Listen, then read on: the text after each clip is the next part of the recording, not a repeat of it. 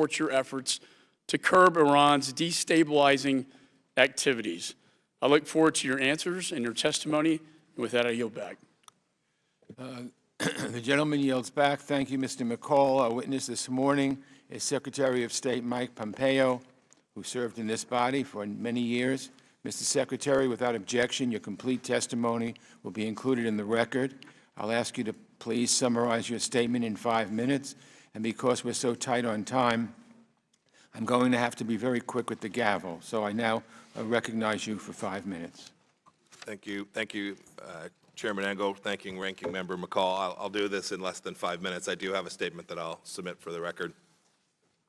I'm just back from a trip where I traveled to Saudi Arabia and Oman. The central topic of each of those discussions was what we're talking about here today, the threat posed by the Islamic Republic of Iran.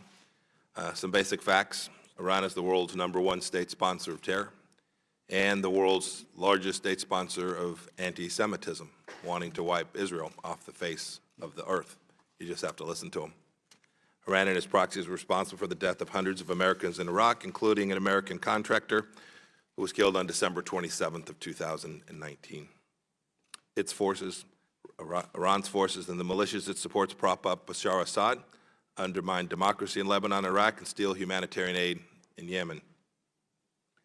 Speaking of Yemen, the Iran-backed Houthis have launched hundreds of missiles and armed drones at civilian targets in Saudi Arabia, where 80,000 Americans live, since the start of the conflict. Indeed, hours after I visited our troops at Prince Sultan Air Base on February 20th, Iran-backed Houthi forces launched an attack at the port city of Yanbu. Iran, too, is responsible for the downing of a civilian airliner in January. 176 people killed. The regime lied about the tragedy. The regime has still not turned over the black box.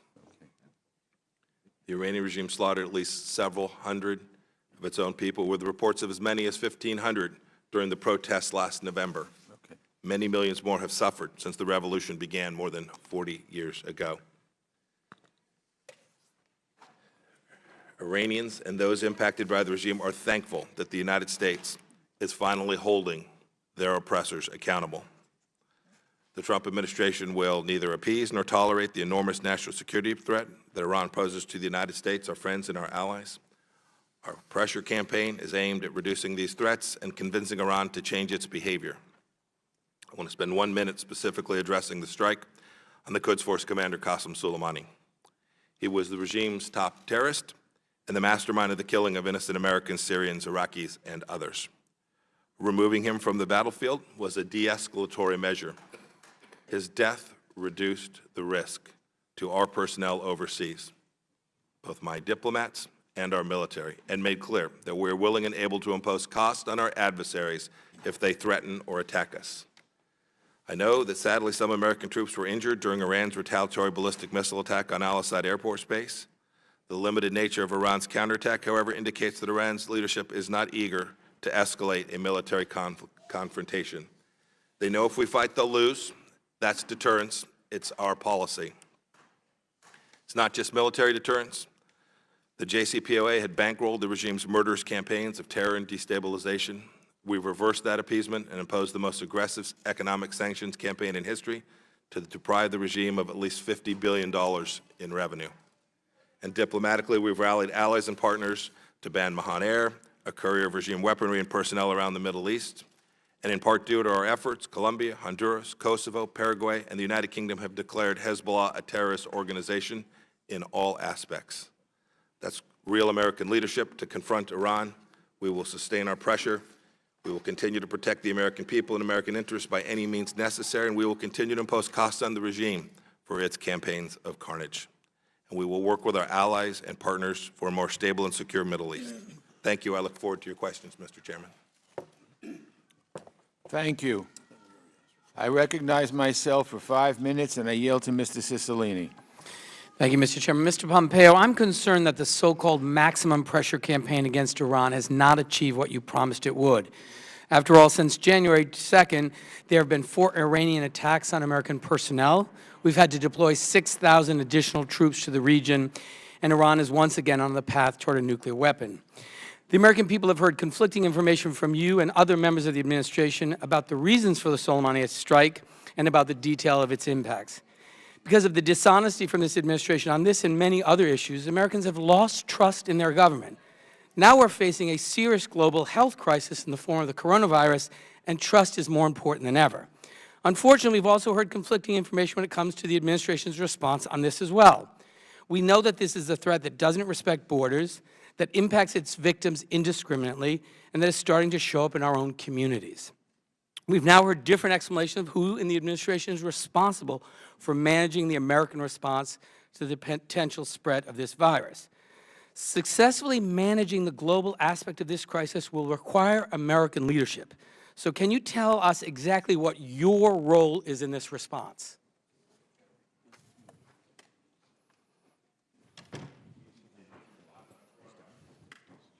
Is that Yes. that the question? What precisely falls under your set of responsibilities as Secretary of State? Sure.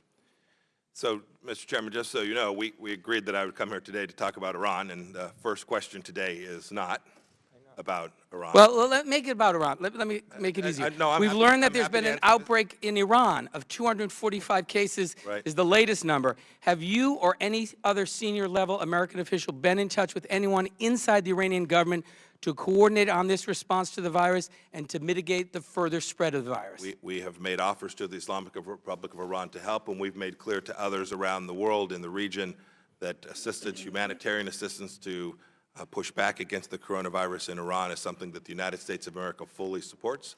We will continue to support. That's true for every nation. We will bring to bear our diplomatic power and our capacity to deliver technical and medical assistance wherever we can. Well, sir, I'm worried that because of this administration's 3-year history of blatant disregard for facts, that the American people don't know who to trust. Because of the policies you've championed, we have isolated ourselves within the global community. We've ignored or defunded key government offices or international entities that deal with global health and pandemics.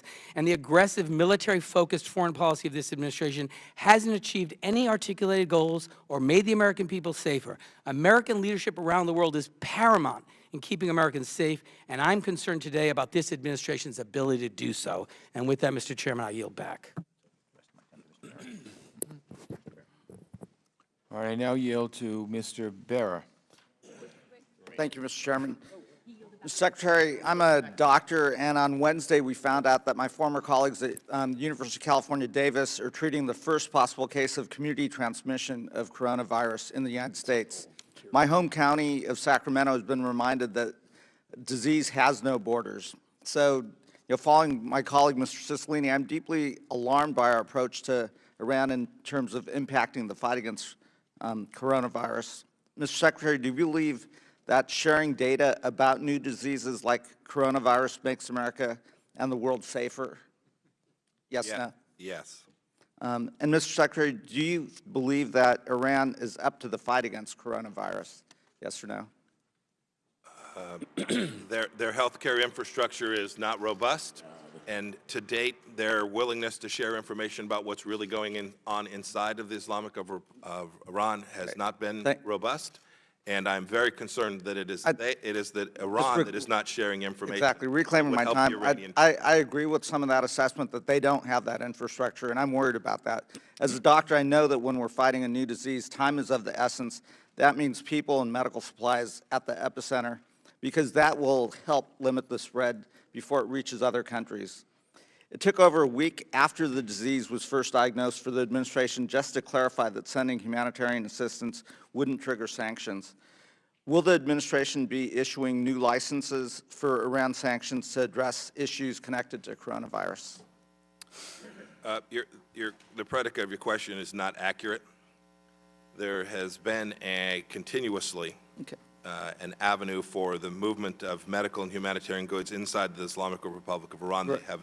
They have not been sanctioned at any time before the advent of the coronavirus and concurrently. Right, reclaiming my time, let's just make sure we do everything we can to stop and assist Iran. Iran's isolation has made it less open, less transparent, and as a result, coronavirus is flourishing in that country. It is not making America safer, and with that, I yield back. Okay, time of the gentleman has expired. Mr. McCall. Thank you, Mr. Chairman. Mr. Secretary, the Senate, as I mentioned, passed a preemptive war powers resolution that the House will vote on in the coming weeks, directing the United States to cease hostilities against Iran. Again, I believe this is based on a false premise. So my question is very simple. Let me ask you this. Are we engaged in active hostilities against and in Iran? We are not. Our posture to push back against the behaviors of the Islamic Republic of Iran is designed to deter and to defend America's interest. And thank you. What signal does this division in the Congress send to the largest state sponsor of terror, Iran?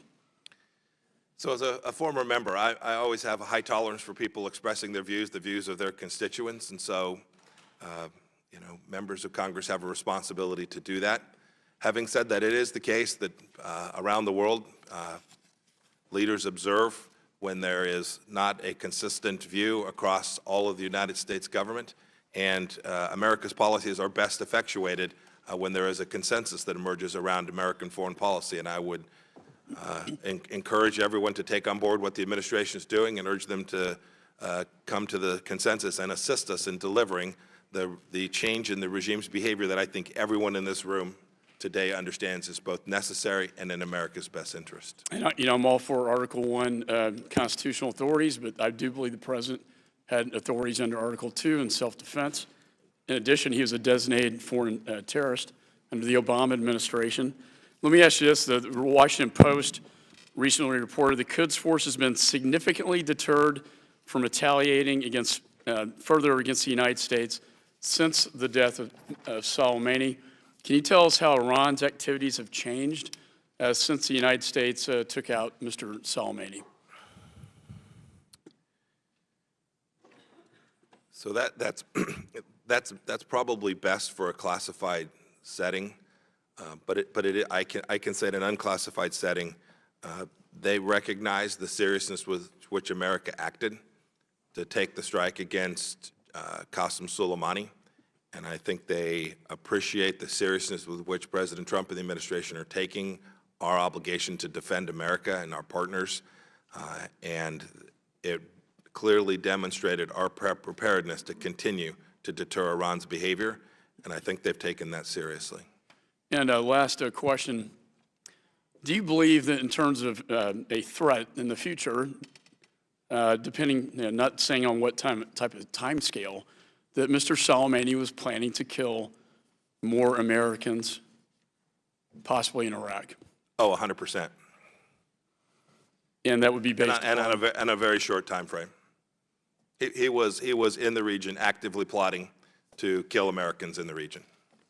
So we are, in a way, had the president done nothing and more Americans have been killed, or we had a 1979 hostage situation, the president would be blamed for that, wouldn't he, if he did nothing? It was my judgment that this reduced risk to America to take this strike. I think the team all presented that to the president. He made a final decision that that was right, that we would reduce risk both in the short term, in the medium term, and in the long term to American interests. And so the American people, but most importantly, our diplomats and soldiers in the region are certainly safer because of that decision. Wouldn't you agree with that? Undoubtedly. I'd just like to close with, I've been in the White House with some of these discussions. The president was very clear. I do not want to go to war with Iran. And he said that repeatedly. And I still think he believes that.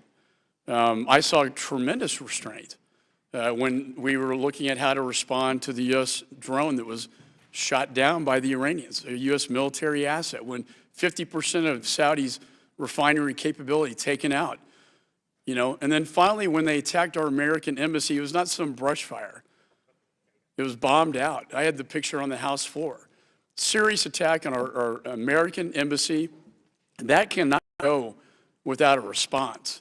And I think the president was very restrained time and time again, but they, I think, crossed the red line when they attacked our embassy, killed a contractor, and wounded 3 soldiers, in addition to the hundreds of American soldiers that Soleimani killed and maimed, one of whom is right in front of me, does not have his legs anymore, Mr. Mass, because of Soleimani, the biggest terrorist in the Middle East since bin Laden. And I think the world, Mr. Secretary, is much safer without him. With that, I yield back. Thank you, Mr. McCall. Mr. Meeks. Thank you, Mr. Chairman. So every time you testify, I can't help but think of those days when you were on this side of the dais. I can remember vividly you thundering away at Secretary Clinton during the Benghazi hearing. You know what? She showed up voluntarily, sat there for 11 hours.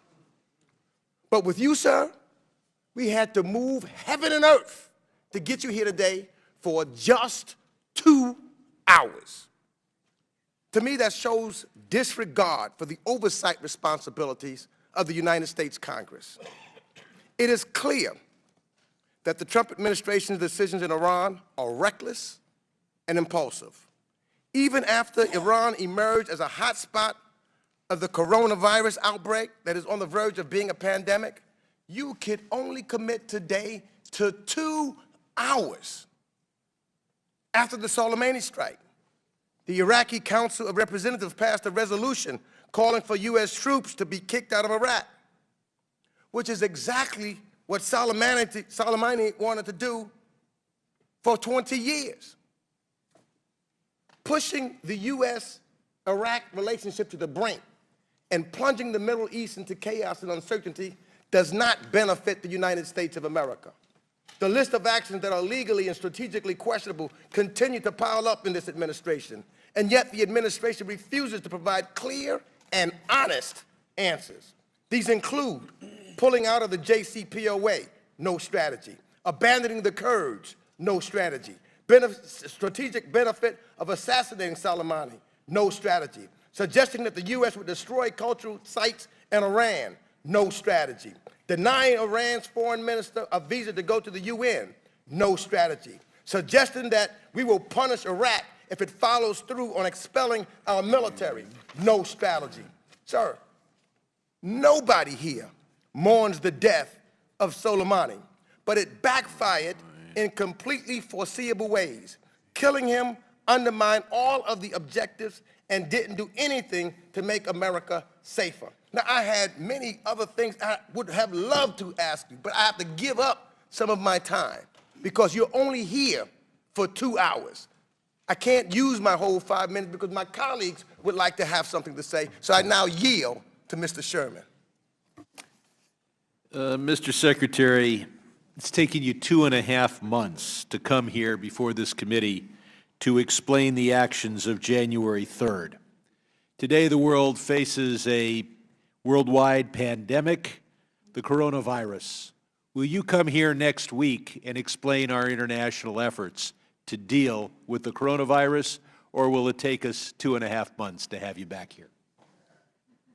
Yes or no?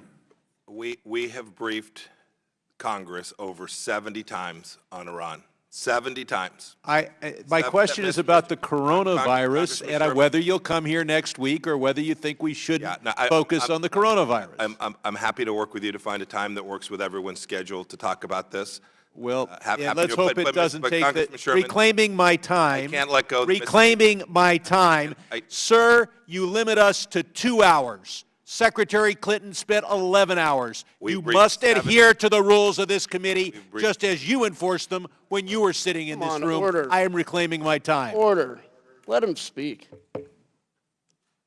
Mr. Chairman, my time has been interrupted. I would like order in the committee. Okay. Gentleman from California will continue.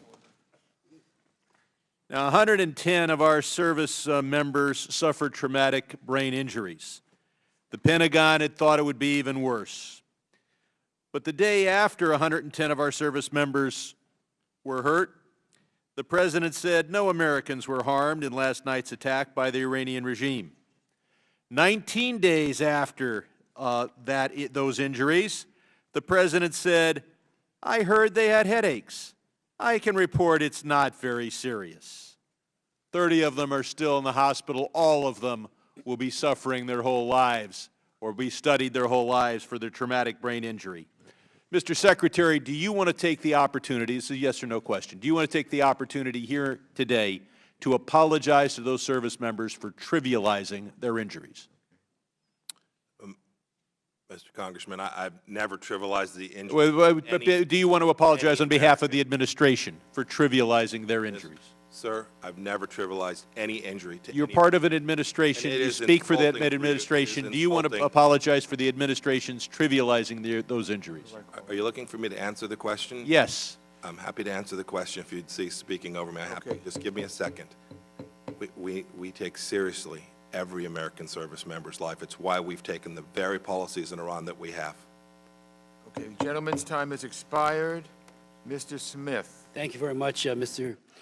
Chairman. I'm very deeply disappointed in some of my colleagues and their disrespect that they are showing you, the Secretary of State, who I think has done an extraordinary job. The world is a cauldron. You have been everywhere, leading this nation and leading the world, of course, with the President at the helm. And I want to thank you for that service and know that I and my colleagues, so many, and most Americans deeply respect your integrity, your honesty, and again, I think some of this has already gotten very much out of hand, and I'm deeply disappointed in my colleagues.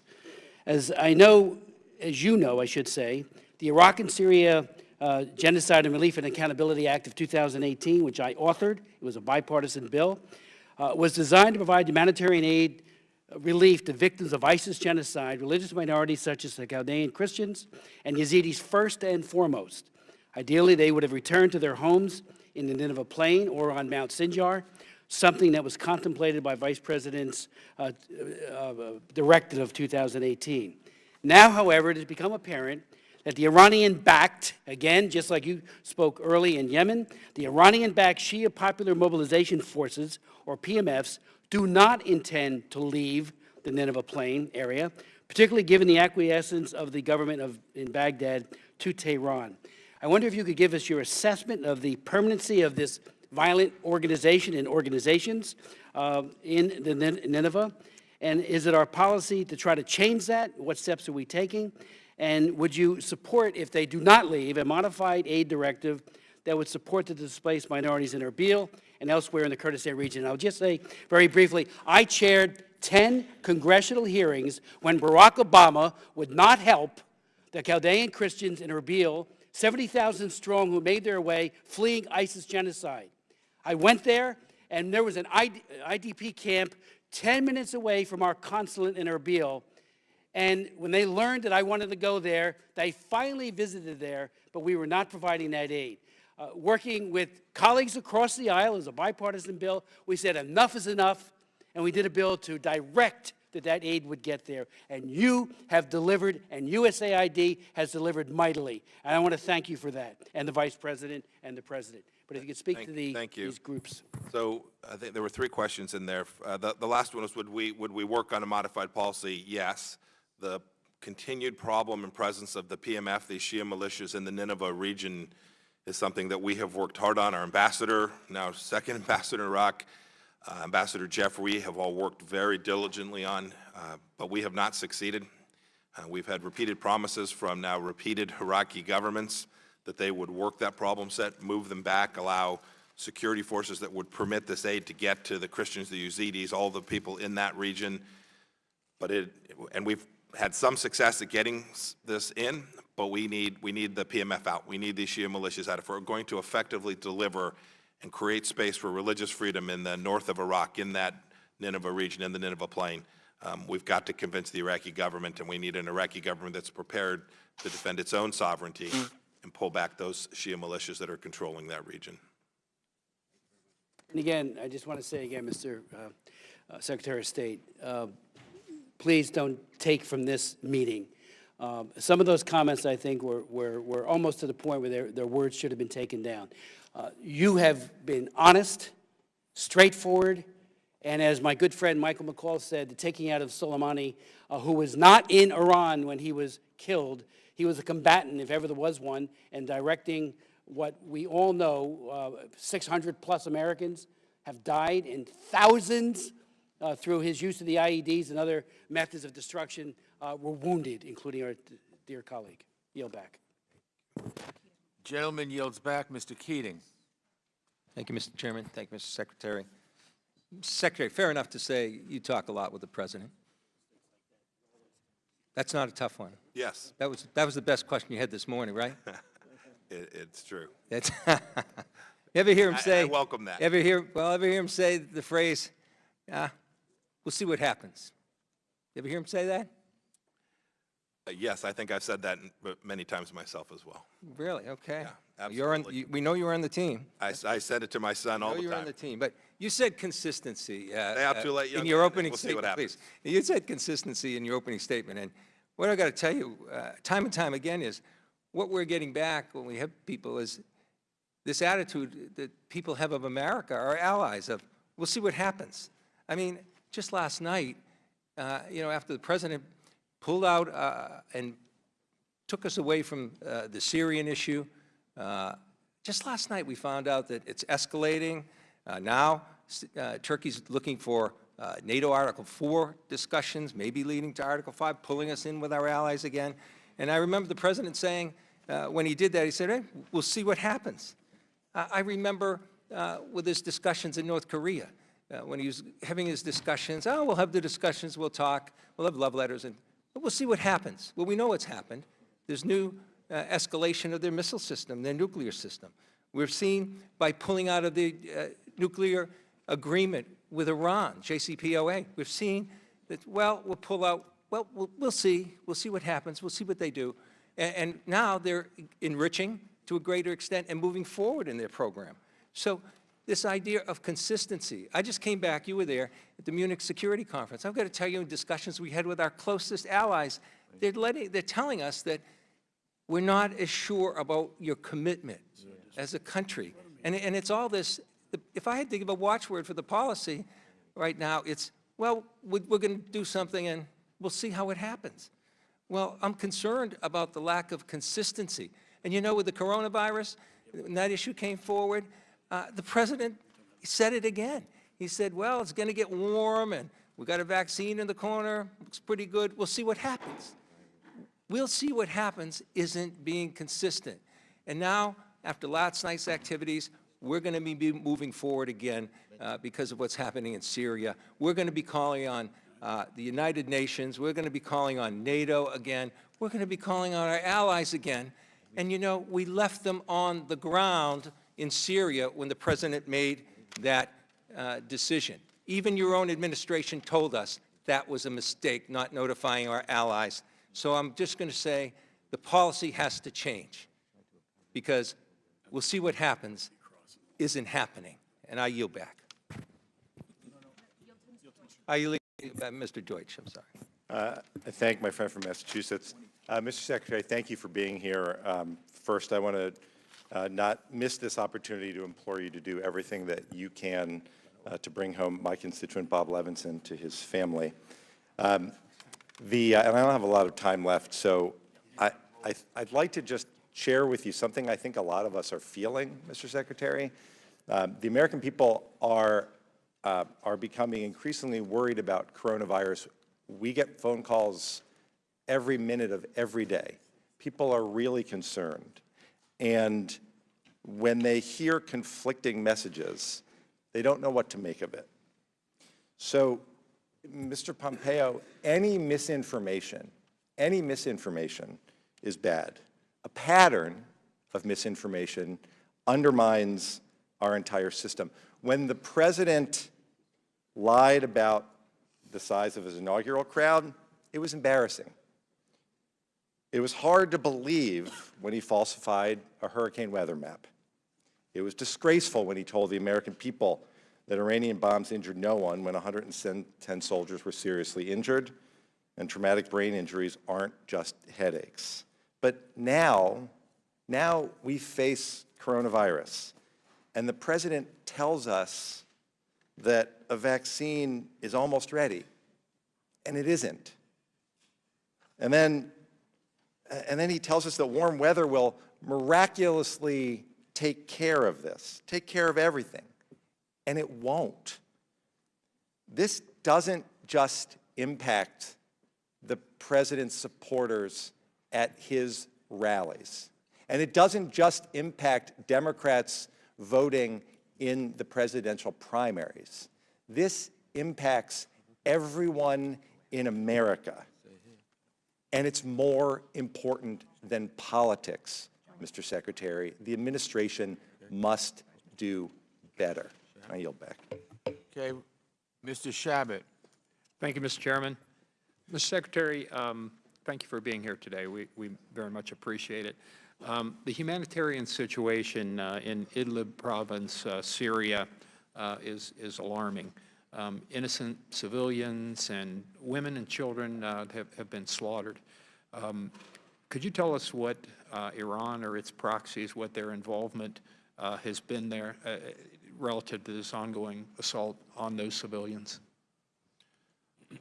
So consistently, since the previous administration's decision to allow the Russians to come into Syria, that combined with the long history of Iranian influence in parts of Syria has led us to where we are today. You can see with the Israeli strikes that are taking place against Iranians in Syria, you can see the work that the United States is doing in the north and east. We have an enormous Iranian problem inside of Syria. These attacks that are Syrian regime-led, Iranian-supported, Hezbollah-supported, underwritten by Iran, along with the Russians, are now causing a humanitarian calamity in Syria that once again re-ups what we saw several years back. The numbers range from 750,000 to 1.1 million people in that upper northwest part of Idlib province, many of whom will be displaced, too many of whom will be killed. And our mission set has been diplomatic to urge the parties to a ceasefire, both bilaterally with each of the participants. We have a UN Security Council resolution that sadly the regime will not adhere to, that the Iranians will not adhere to, which was designed to find the political resolutions, UN Security Council Resolution 2254.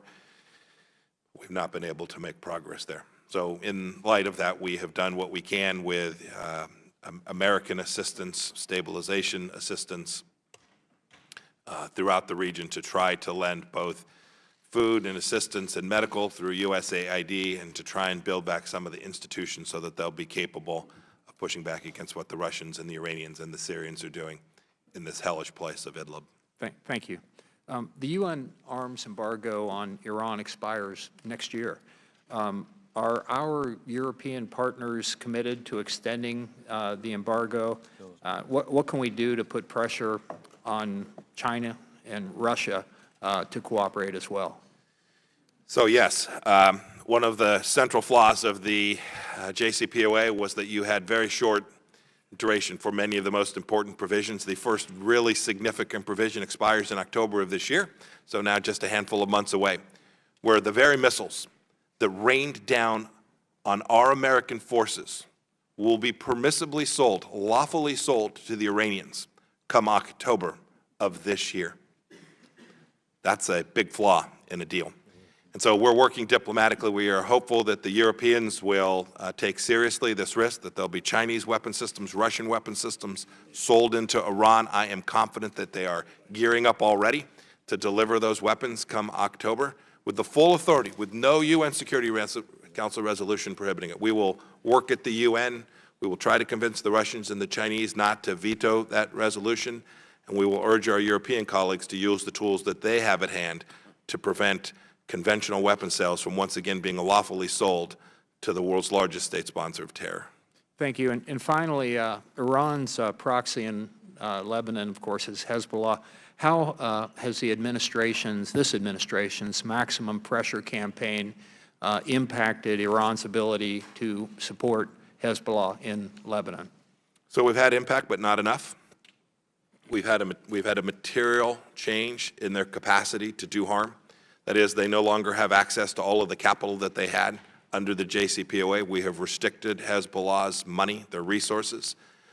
There's more work to do there. We have also used our diplomatic efforts to build out a coalition to support the Lebanese government to do the reforms that you can see. You can see the protests in the streets in Beirut and outside of Beirut in Lebanon as well. You can see the Lebanese people are exhausted from Iran.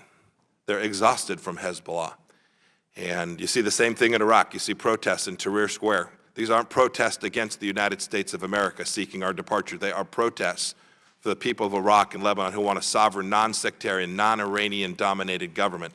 Our diplomatic mission is to do all that we can to assist those governments to make this transition from Hezbollah-backed or Iranian-controlled in Iraq to governments that are sovereign, independent, and deliver on what their people, the people of their countries really want and desperately need.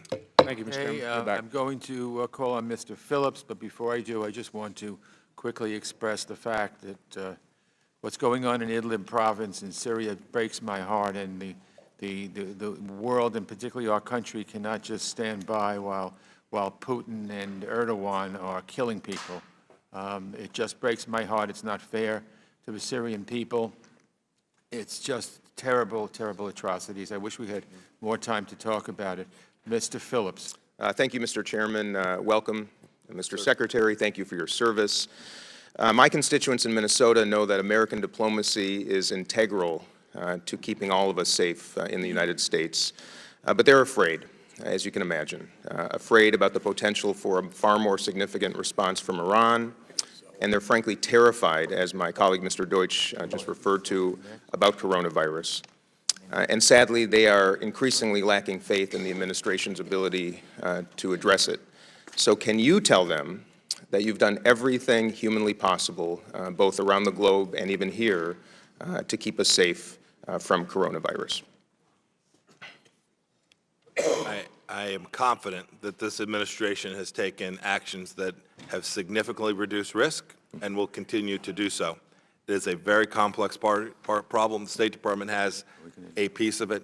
The work that your State Department did to get Americans out of Wuhan, not only our diplomats, the people that work for the United States government, but civilians who were there as well, is in the finest tradition of the American diplomatic corps. It was done with excellence and with vigor and brought Americans home safely. I'm incredibly proud of the work that my team did there. We will continue to do that. We have diplomats in China today, and we are working to make sure we keep them safe, but keep them in place so that we can continue to perform all of the missions we need to help China deal with this virus where it began. Okay, I appreciate that, but how do you reconcile what you just said with the budget you just submitted to us, which cuts State Department funding for the WHO by more than 50%, and cuts the CDC's global health security budget by more than 40%? How can you reconcile that budget request with your set investment? Oh, very in easily. global health? We'll have plenty of money. We'll have plenty of money. Oh, yeah. Yes, sir. I'm very confident we will. So we have enough resources. You're doing everything possible, and Sir, 50 and 40% reductions in those Sir, budgets is enough to address the potential for a global pandemic that seems to be emerging in front of our eyes. Sir, I commit to you, as we need resources, if we find out that there aren't sufficient resources to address a problem where we can create value and reduce risk, we will come to you, we will execute that, and we will deliver for the American people. Do you understand why it might be suspect to submit a budget like that in light of what we're facing, that cuts these budgets by 40 and 50%? I don't understand. I have great confidence that we'll have the resources. Okay, well, I don't understand either. With that, I yield to my colleague, Mr. Connolly. Thank you. Thank you, Mr. Phillips. Welcome, Mr. Secretary. Good to see you again, sir. Mr. Secretary, let me ask you an organizational question, because in addition to the budget recommended cuts, which seem ill-timed at the very least, given what's happening with coronavirus, I'm worried by the fact that we don't have a permanent structure for dealing with pandemics. We set up a structure in the previous administration on Ebola, and then we dismantled it. On May 18th, this administration dismantled the Global Health Security Directorate at the National Security Council in light of what's happening today and in light of what could happen year in and year out. We don't know. In retrospect, was that perhaps an unwise decision, Mr. Secretary, to abolish a coordinator in the NSC, a coordinator I think we need today? I've watched this process move forward since the very first days that we became aware of the coronavirus. I've watched the part that the State Department has responsibility for, the part that Secretary Azar and his team working. I've seen CDC officers when I traveled to Ethiopia and to Kazakhstan and Uzbekistan. We ought to focus on actions, activities, and not org charts. Mr. Secretary, let's stipulate that every decision made by the President and this administration is beyond reproach, including questionable budget. So stipulated. So stipulated. Okay, so we get that out of the way. So I want to engage you. As we look at the reality today, it is more than an org chart. It's about coordination.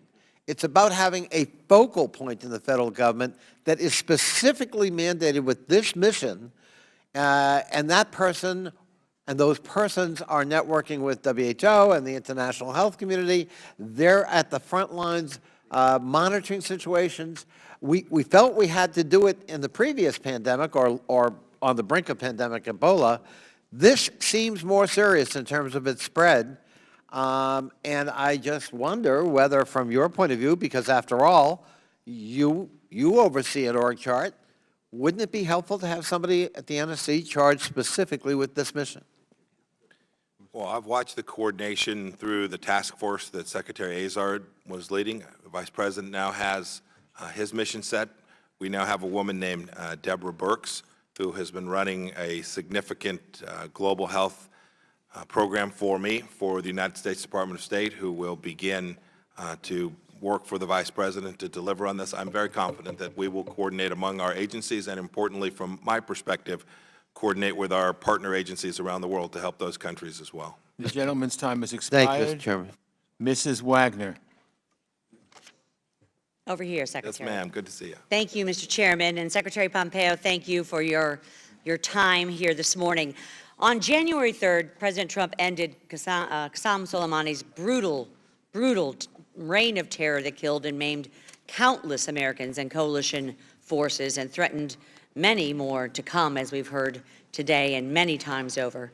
For too long, Tehran has been permitted to act with impunity against U.S. allies, U.S. interests, and personnel. I was proud when the administration acted decisively to restore deterrence in the Middle East, just as I was proud when former President Obama succeeded in his decision to kill Osama bin Laden in Pakistan. This was a defensive move to strike one of the world's most powerful terrorists who was organizing attacks against Americans in Iraq in defiance of UN Security Council Resolution 2231. I applaud the President for making our red lines clear to the Iranian regime. Attacking Americans is never acceptable. And when American lives hang in the balance, Iran will be held to account for its actions. The Middle East is a safer place when the United States is, as you said, clear and consistent in its intentions. Soleimani's successor, Mr. Secretary, as head of the Quds Force, Ismail Qani, was Soleimani's counterpart in countries east of Iran, Afghanistan, Pakistan, and the Central Asian Republic. While Soleimani's headed operations in the West, Mr. Secretary, are you concerned that Qani will seek to expand Iran's malign activities in Afghanistan? And how is the administration mitigating the risk to U.S. interests? So I can say more about Iranian activity in Afghanistan in a classified setting, but I will say in this forum, they share a long border. There is a history of Iran engaging in activity inside of Afghanistan to act as a spoiler. We've seen just these last 6 days a significant reduction in violence in Afghanistan, and we are watching closely to see if the Islamic Republic of Iran begins to take even more active measures that undermine our efforts at peace and reconciliation in Afghanistan, and just as importantly, put our American soldiers who are on the ground there in both the Kabul area and in the West at risk as well. Yeah, this guy had this as part of his his territory. We are very mindful that that's an area he knows well and might well seek to expand Iranian activity, both through the Quds Force and otherwise. Well, I'm glad you're on top of it. How did the Soleimani strike change the IRGC's standing in Iran, and have we been able to take advantage of any loss of prestige through information operations in Iran? Soleimani was a strategic target. There was strategic deterrence that resulted from that strike. He was absolutely a terrorist. He absolutely had American blood on his hands. He absolutely intended to kill more Americans in the immediate future. But he also occupied a position which was very close to the Ayatollah. And there is no one that is going to be capable of replacing that strategic input that he was able to provide to the Ayatollah. And therefore, we believe not only did we achieve the battlefield deterrence that his departure now has led to, but we also have changed the calculus inside of Iran and the understanding. Your point about the red line. It is not possible for the Islamic Republic of Iran to have been surprised by the actions President Trump took. We had communicated clearly that the loss of American lives would result in a strike of significance that would impose real costs on Iran.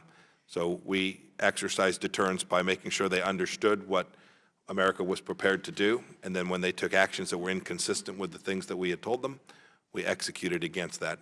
Very quickly, media reports this week show that the vice president of Iran, as well as Iran's top health official, have both contracted coronavirus. Are you able to comment on the potential destabilization of Iran? Were there senior political leadership to be deathly ill or even perhaps die? Specifically, does the state have concerns about a void in leadership as it relates to their nuclear program and the Quds Force? I don't have very much information about beyond what we've seen in the open press reporting. And as I said earlier, we're going to do what we can on the humanitarian side to assist the Iranian people against in building out their systems inside of the country. I thank you. I thank you for your time. I yield back. Ms. Spanberger. Thank you, Mr. Chairman. Sir, after the strike, you were the administration's point person making the case that we had to kill Soleimani at that moment on January 3rd. Here's what you said.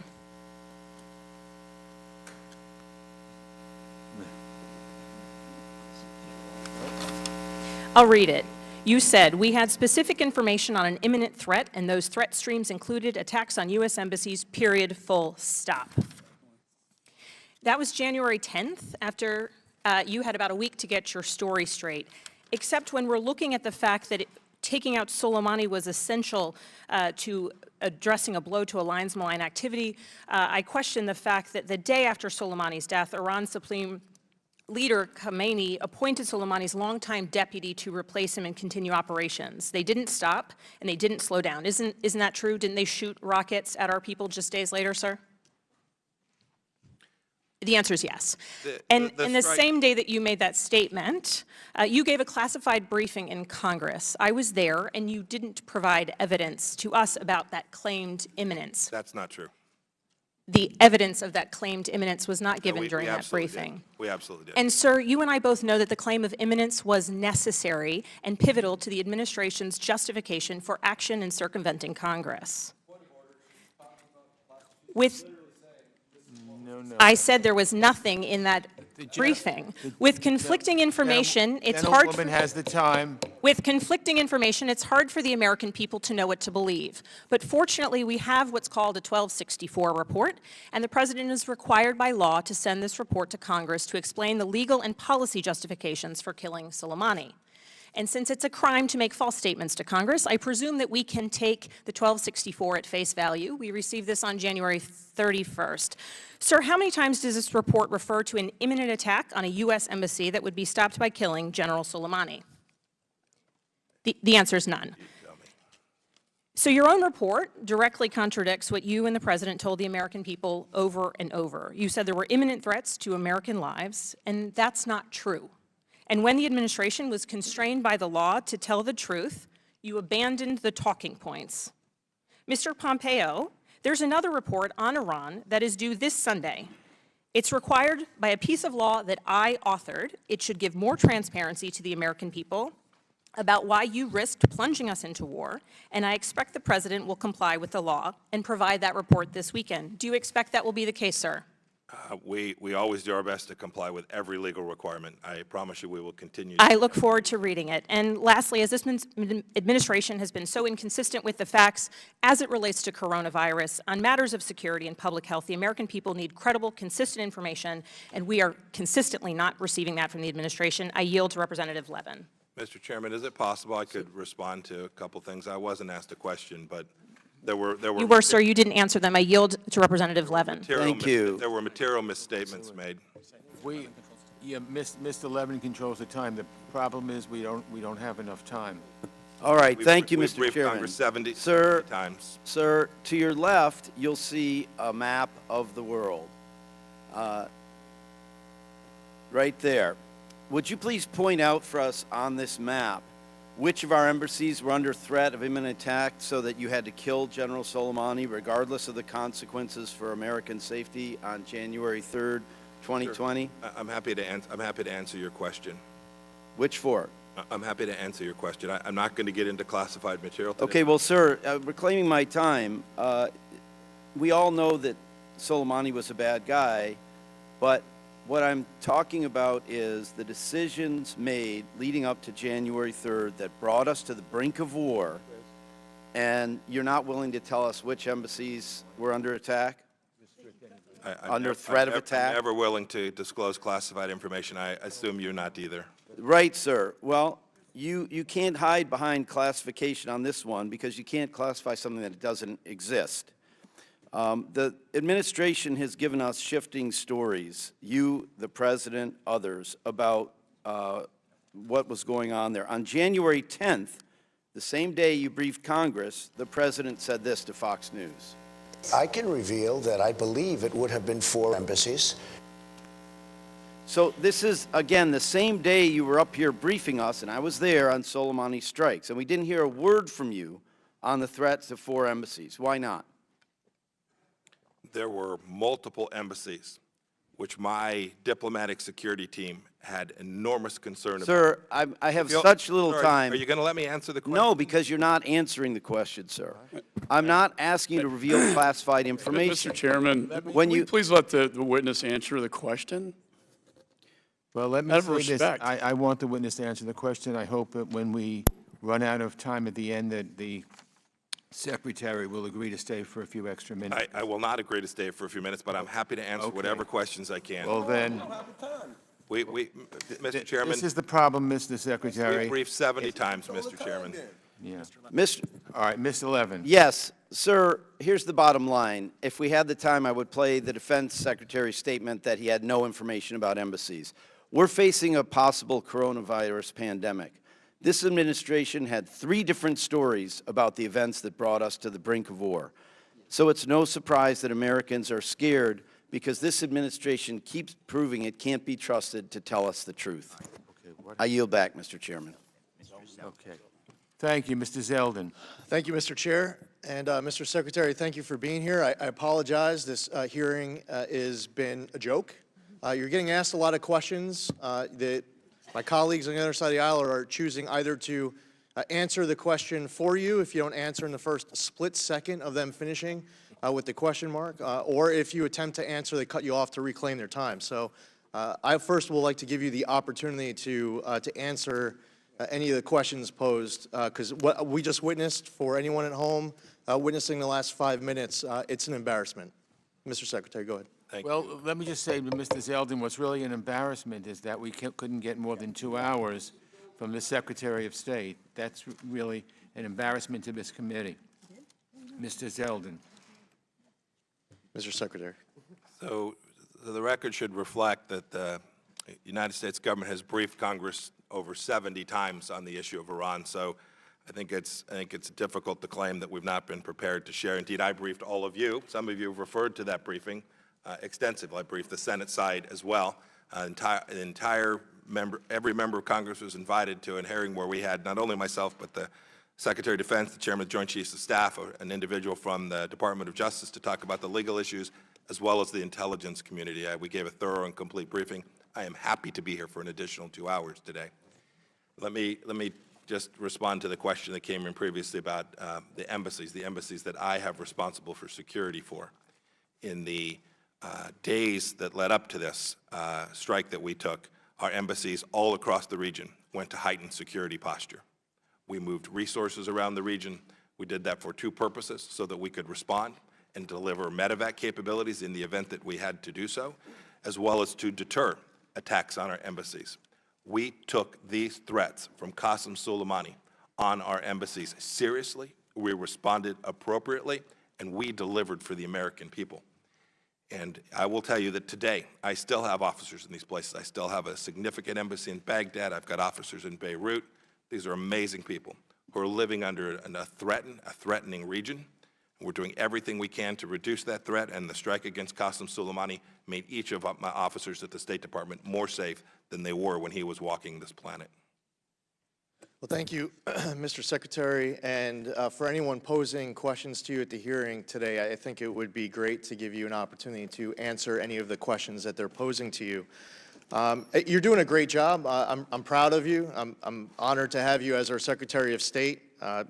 We've seen al-Baghdadi get killed, al-Rimi, the ISIS caliphate destroyed in Iraq and Syria, decisions to move the embassy in Israel to Jerusalem, recognizing Israeli sovereignty over the Golan Heights, reversing flawed Obama-era policies as it relates to Israeli activity in Judea and Samaria. I've heard it referred as far as the decisions with regards to oil sanctions and taking out Qasem Soleimani as going after the fuel and then taking out the driver. Instead of seeing oil from Iran go from 2 to 3 to 5 million barrels a day and $140 million a day in proceeds to the Iranian government to fund their bad activities. Instead, we see it going down to 300,000 barrels a day, and then you take out Qasem Soleimani. The amount of attacks that you've endured for the decision of the administration to take out Qasem Soleimani is insane. And I've heard the speaker refer to it as disproportionate to take out Qasem Soleimani, and I've posed the question, I still haven't gotten an answer. At what point is it proportionate? There were 600 U.S. troops got killed at the hands of Qasem Soleimani. Thousands of U.S. troops were injured at the hands of Qasem Soleimani. In the days leading up to taking out Qasem Soleimani, our embassy was attacked, and we saw U.S. civilians end up getting killed and injured. At what point is it proportionate to take out the one person who's responsible for killing 600 U.S. troops and wounding thousands of others? I think the problem is that people are getting antsy at what a good job you have been doing. I saw it posed, and the transcripts is now revealed, when Mr. McKinley was at the closed-door deposition, and he was asked about the State Department under Mike Pompeo, and has it gotten worse? And they were shocked that McKinley's answer was, no, actually, the State Department, it's gotten better. And they thought that this guy who had just retired from the State Department was going to come in and throw you under the bus. But even in that situation, that person comes to that situation of the House Intel Committee, used to be called the House Intel Committee, the House Impeachment Committee, and posing that question and getting the answer that you're doing such a great job. So that's really the problem. I encourage my colleagues to let you answer the questions going forward. I yield back. Okay. Gentleman yields back. Ms. Wild. Thank you, Mr. Chairman. Good morning, Mr. Secretary. We know that Iran has a long history of revenge killings. I'm sure that's something you and I can agree on. And it's one of the reasons that Iran is one of the most dangerous and unpredictable countries in the world, right? That's all true. Yes, ma'am. Do you think that the Iranians' revenge strike on bases in Iraq that injured more than 100 service members is the last that we have seen of Iranian retaliation for the Soleimani killing? That's a yes or no. Yes. The reason I often pause is I've tried to make sure and give answers that are not classified. So you believe it is the last we've seen? I didn't say that. No, I think the strike on Qasem Soleimani was necessary, but not sufficient. Not my question. My question, I'm going to reclaim my time. My question is, do you think that the strike by the Iranians on bases in Iraq after the Soleimani killing was the last that we have seen of retaliatory action by Iran? No, we've seen the Iranians take actions after that already. Whether you characterize them as retaliatory or not, this is a 40-year theocratic revolutionary regime. And I'm with you on that. I'm very, very concerned about the likelihood of tragic and severe retaliation going forward. We know that, as you've alluded to, that Iran has a pattern of waiting before retaliating. You'll recall that in 1994, Hezbollah bombed Amia, the Jewish community center in Buenos Aires. Those attacks came 2 years after Israel killed Hezbollah co-founder Abbas Musawi in 1992. Iran waited 2 years to get revenge. We know that retaliation is not immediate. They will be patient. It would be foolish of us to think that revenge for the killing of their general is over. And I'm terribly concerned that Iran is going to be looking for even more vulnerabilities and opportunities to harm Americans as retribution that will play out over the years. Are you worried about that too? Oh, yes, we are very worried about Iran. Okay. This is why we have a strategic campaign to change the course of their behavior. Well, let me just say that I think every day of the diplomats and troops spread all over the world, some of whom I visited over Christmas with a Codell from this committee, they are already doing dangerous work, and that's what they sign up for. But I'm worried that we have increased the chances of harm to these people who serve us. I think it's just led us down a more dangerous and unpredictable path of Iran seeking revenge, and I fear for the brave public servants who are going to bear the brunt of that. With that, I yield to Ms. Omar. Thank you. Sir, I just want to follow up to see if enough has been done to protect Americans at harm's way.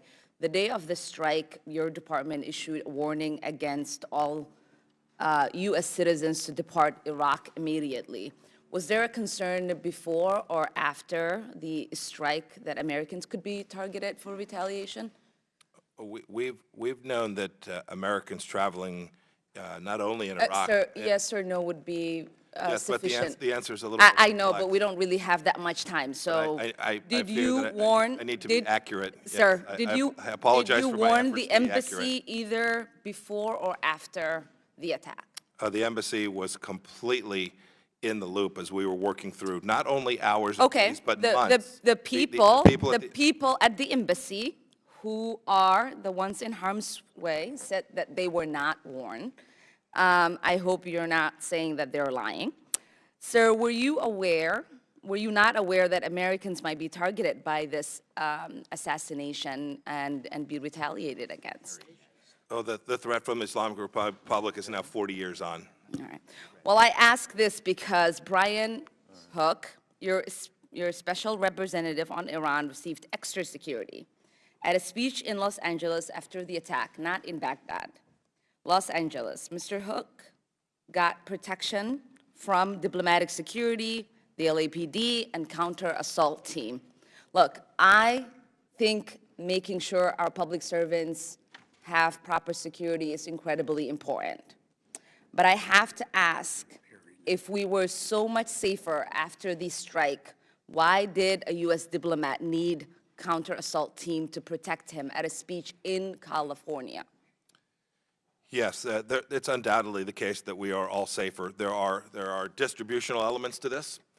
That is, there are certain persons who made certain decisions that might be more at risk. But let me assure you, cumulatively, the American people are far more safer. If you are claiming that Americans are safer after this attack, apparently your department disagrees, at least as far as Mr. Hook and our embassy in Baghdad are concerned. I yield back. Okay. Mr. Perry. Thank you, Mr. Chairman. Great to see you, Mr. Secretary. Welcome to Masterpiece Theater. Unfortunately, this is a really serious business. I'm going to read you a quote, see if it's familiar to you. Turns out I'm really good at killing people. Didn't know that was going to be a strong suit of mine. You know who said that? No, I don't. That was the previous president. That was President Obama. So in the country of Pakistan, 2,741 killed, not including civilians.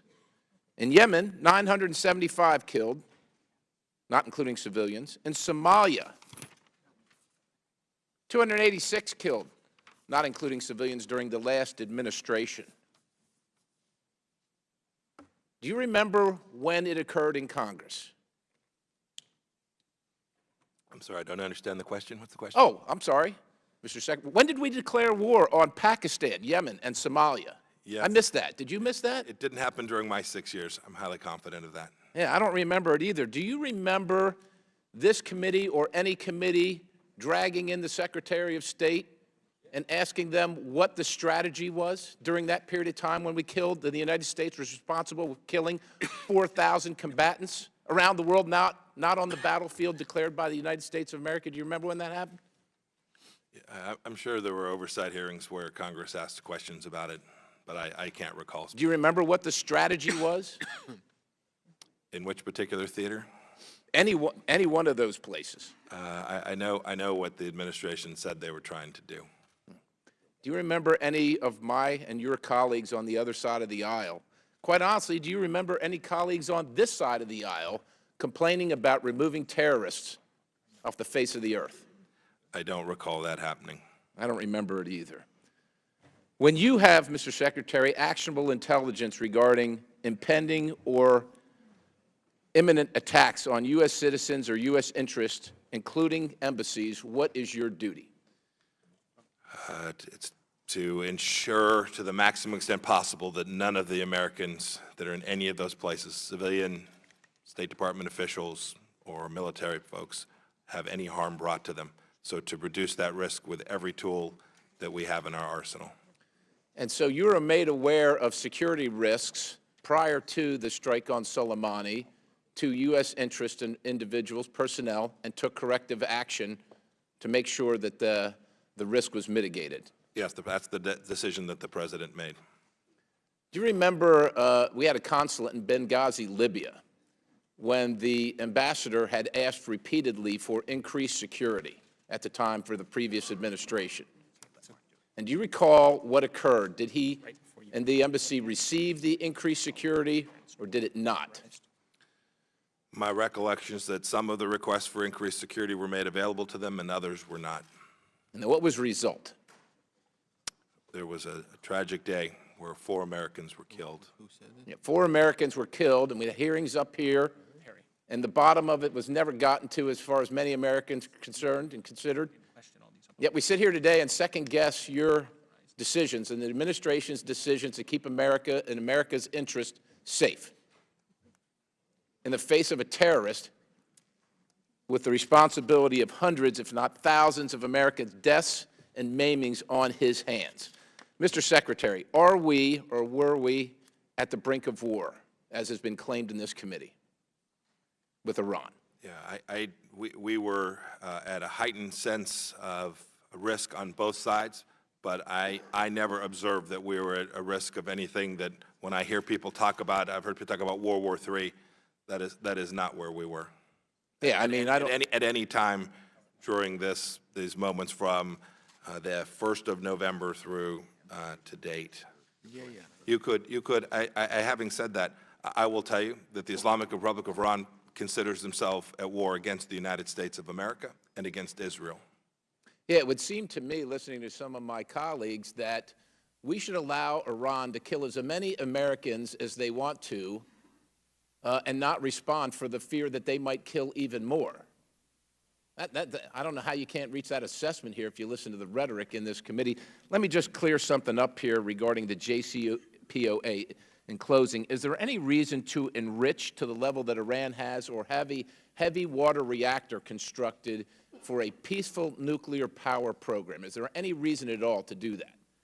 The current installation set for centrifuges in Iran and both the magnitude and levels of enrichment that are taking place there are not consistent with what one would historically find for medical isotopes and the like. I yield. The gentleman's time has expired. Let me, before I call on Ms. Houlihan, say that the strikes that my colleague referenced were authorized by Congress under the 2001 AUMF. Congress has not authorized a strike against Soleimani. There's no authorization for use of force against Iran, and that's really the difference. Ms. Houlihan. Thank you. Sir, thank you for being here. On January 7th, Iran responded to the Soleimani strike by launching missiles at American personnel housed at Iraqi bases. We now know it caused permanent brain damage and trauma to our service members. And the story the administration tells us about what happened keeps changing. The day after the President told the nation that, quote, the American people should be extremely grateful and happy no Americans were harmed in last night's attack by the Iranian regime, end quote. And like many Americans, I believed them, and I was relieved. But that wasn't, in fact, true. In fact, many people were harmed. Following the attacks and ensuing reports of injured service members, the President had this to say, and I quote, "I heard they had headaches and a couple of other things, and I can report it's not very serious." Just briefly, Mr. Pompeo, with a yes or no, do you believe that traumatic brain injury is serious? Yes. I do too. I'm a third-generation veteran, and I have family members currently serving in harm's way, and I'm very familiar with the devastation that these kinds of injuries can cause.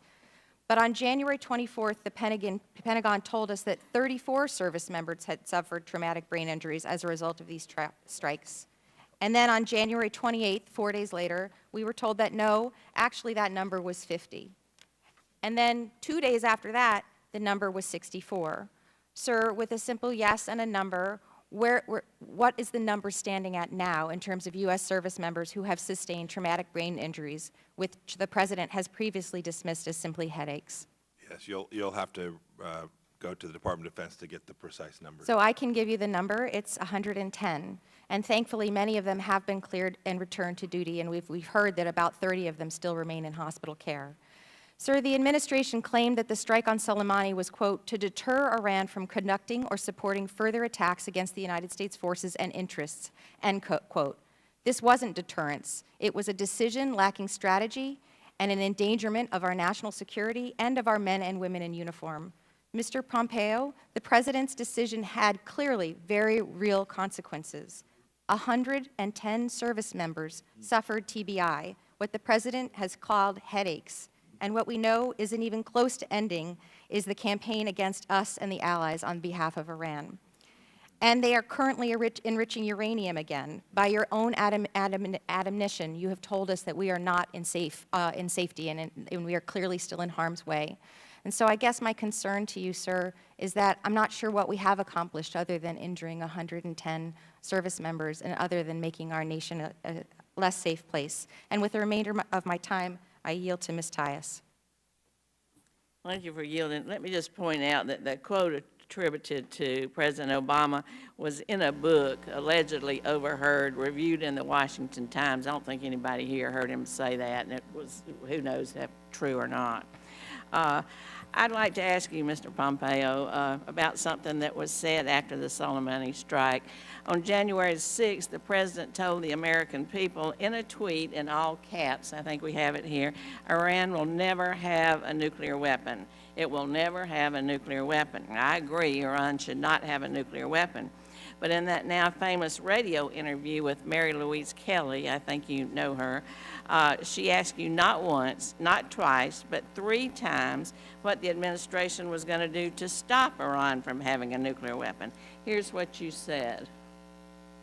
My question again, how do you stop Iran from getting a nuclear weapon? We'll stop them. How? Sanctions? We'll stop them. Well, since you made that comment, Iran has tripled the amount of stockpiled uranium it has. So I'm going to give you another chance to answer the question.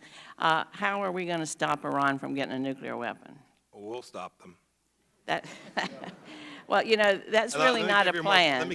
I'll take my time back since you're making fun of my question. I'll just take my time back. I'd be happy to give her more We'll stop them as like a bumper sticker. That's not a plan. I'd be happy to give so you a more I'll fulsome go back response. to the interview with Ms. Kelly. You decided to have some fun. I thought I'd have a moment. Excuse me, Mr. Pompeo, I've got my time back. To use your words further on in the interview, I guess you think this is funny. She asked you, told you that Iran had admitted that they'd removed all limits on their centrifuge program, and you said, in effect, well, he's blustering. Frankly, Mr. Pompeo, I agree blustering is dangerous, especially when it comes to nuclear weapons development, but today you're just blustering. This is not a plan. This is not an acceptable substitute for a plan, and we're just not going to allow that. I yield back. Gentlewoman's time has expired. Mr. Kinzinger. Thank you, Mr. Chairman. This is exhausting. I mean, this multimedia dog and pony show that's being put on, and nobody thinks the Secretary of State thinks this is humorous. We can have a moment of levity without trying to get a YouTube moment out of it or without, you know, being upset and feigning anger so that you can go get TV hit tonight on a cable station. And Mr. Secretary, you were on this, you understand this committee. I fought like hell to get a waiver, because I'm on Energy and Commerce, to get on this committee. Because the thing I love about this committee, was its bipartisanship. The whole time we had the majority, we never took one vote that was partisan on this committee, not once. Our very first thing that we did on this committee under the new majority was take a partisan vote. I think we took 2 of them. One of the very first ones was Yemen, preventing the U.S. from doing anything in Yemen, because that's a campaign issue out there right now, even though most people have no idea what's going on. I'll just ask you real quick, Mr. Secretary, how much humanitarian aid has Iran provided to the Yemen crisis? 0. Thank you. But you've been on this. You understand what's going on here, this show. You know, the Soleimani, initially, I think a lot of folks did not even know who Soleimani was, and then all of a sudden find out he's killed, and then they're outraged about it. A point I'd like to make is we operated, and I was part of those operations, against Iranians in Iraq during the Iraq War.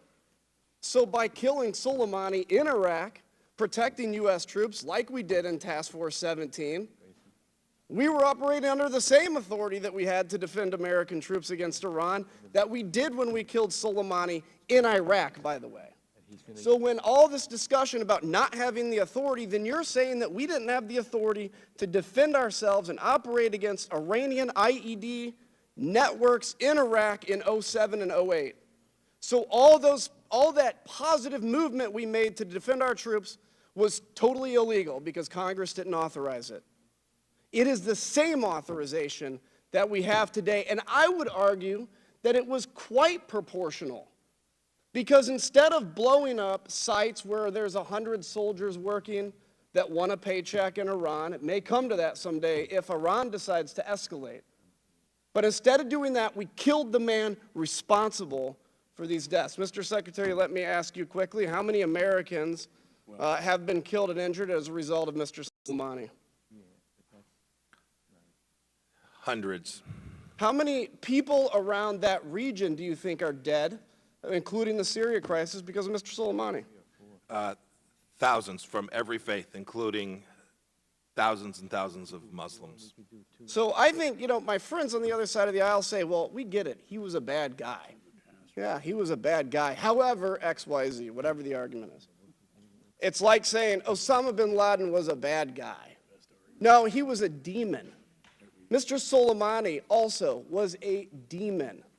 This is a guy that traveled around arrogantly in the Middle East, bragging about the amount of people he killed, bragging about his ability to expand the Iranian empire and the methods that come along with that. 500,000 dead Syrians right now. By the way, Assad would not be in power if it was not for Iran. We look at the destabilization of Lebanon. We look at the innocent dead people in Yemen, at the Yemen conflict. That's not America in Saudi Arabia. That's because the Iranian regime overthrew the legitimate government of Yemen, parks weapons in the middle of populated territories so that when they are bombed, when they threaten airplanes, it kills civilians and they can parade the civilians out. That's the heartlessness of what we're talking about. Mr. Secretary, I also want to just mention on the airliner. After the Iranians shot down the airliner, it was amazing to see the number of people that blamed President Trump for shooting down the airliner. None of this would happen if it wasn't for President Trump's irresponsibility, is what I was told. I think an important thing to remember is we killed Soleimani, the right move. Iran reacted, and then fully expecting us to react, they turned their surface-to-air missile sites on, trying to defend their airspace, fully assuming America would react, and we didn't, because we showed restraint.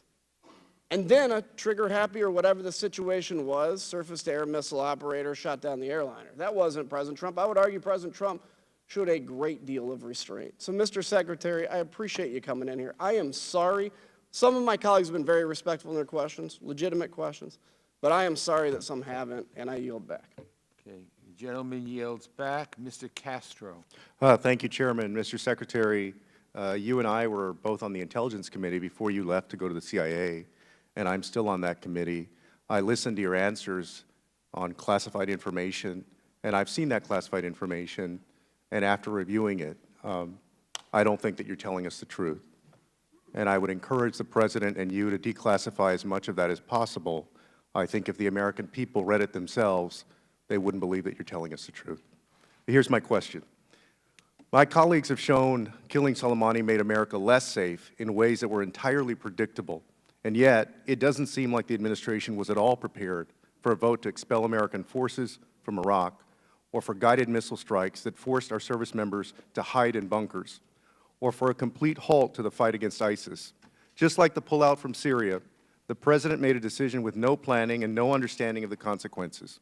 This is exactly why the framers of our Constitution decided not to entrust any single person with the power to take America to war.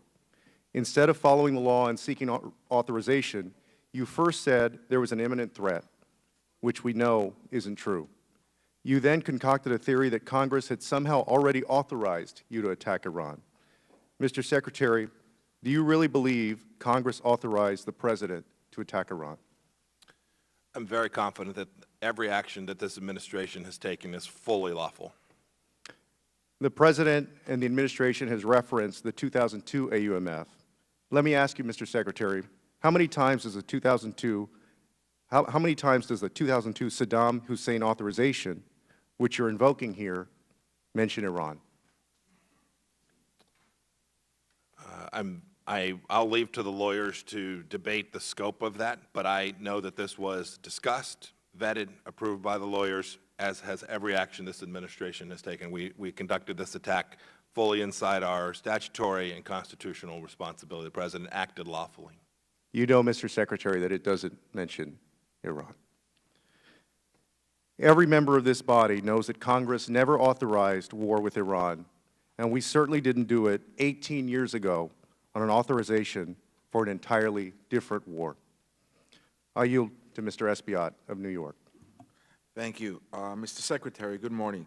We all came here to discuss some very important issues of life and death, war and peace, ultimately also about the separation of powers and our constitutional rights as a duly elected branch of government to know what's going on and whether or not we will engage in warlike action. But the fact of the matter is that Americans across the country, as they send their children to school, as they went to work, were terrified. We are terrified as a nation about the coronavirus, particularly when we read in the papers that one of the top officials, the Vice President of Women and Family Affairs in Iran, contracted the disease. And we saw yesterday how Wall Street took an unprecedented dive. Americans are terrified. I'm terrified about the coronavirus. My question, I know you want to answer questions, so my question is a very direct one, a yes or no answer required. Do you feel that we should divert funding to build a wall to stop the spread of this coronavirus that's terrifying American families across our nation? We have a money problem. The President has presented a deep cut to your department. Do you feel we should divert money from building the wall to stop this pandemic? Yes or no? It's a straw man argument. Yes or no? It's a straw man argument. Yes or no? Give me an answer. You want to answer questions. Yes or no? We can do You're all not, of I the reclaim my time. Yes or no? Do you feel we should divert funding from building the wall to stop this pandemic that's terrifying American families? Yes or no?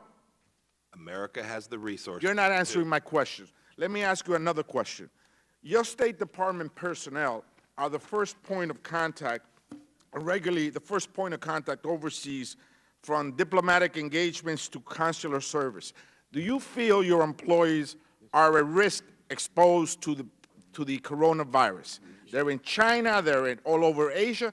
Do you feel your employees are in danger, in risk of contracting the coronavirus? We've taken a number of actions. Are they in risk of contracting this virus? Yes or no?